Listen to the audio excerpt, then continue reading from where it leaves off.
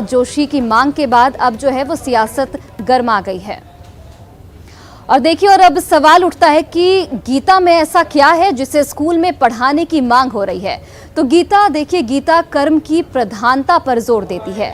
फल की चिंता किए बगैर कर्म करने का ज्ञान गीता में दिया गया है। मनुष्य को गहरी निराशा, विषाद और चिंता से गीता निकालती है। यह ज्ञान योग्य, कर्म योग्य और भक्ति योग्य का अद्भुत समन्वय है। परमात्मा की सर्वव्यापकता और सर्वशक्तिमत्ता को गीता स्थापित करती है। अब आइए जानते हैं कि देश विदेश के प्रमुख महापुरुषों ने गीता पर क्या कुछ कहा है। लेकिन उसके पहले आपको बताते चले कि जिस तरीके से भगवत गीता की मांग जो है वो केंद्रीय मंत्री की ओर से लगातार उठाई जा रही है। केंद्रीय मंत्री की सलाह पर कांग्रेस और आरजेडी ने आपत्ति जाहिर की है, वहीं बीजेपी ने भी इसका समर्थन किया है।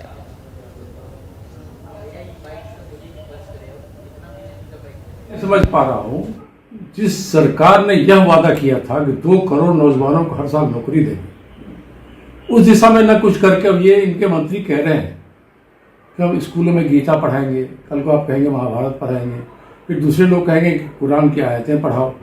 यह एक धर्मनिरपेक्ष राष्ट्र है। शिक्षा सभी धर्मों के बारे में हो तो ज्यादा बेहतर है। श्रीमद् भागवत गीता की पढ़ाई के लिए माननीय प्रहलाद जोशी जी ने जो कहा है वह निश्चित रूप से देश के सभी विद्यालयों में प्राथमिक स्तर से गीता और रामायण का पाठ होना चाहिए, पढ़ाई होना चाहिए, क्योंकि कर्म योग और भक्ति योग और ज्ञान योग में गीता से बढ़कर कोई पुस्तक नहीं है। बीजेपी अब भगवाकरण की राजनीति कर रही है।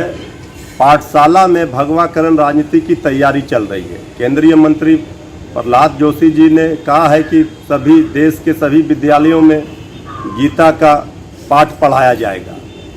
तो ये देश धर्मनिरपेक्ष है, सभी धर्मों का सम्मान सबको करना चाहिए।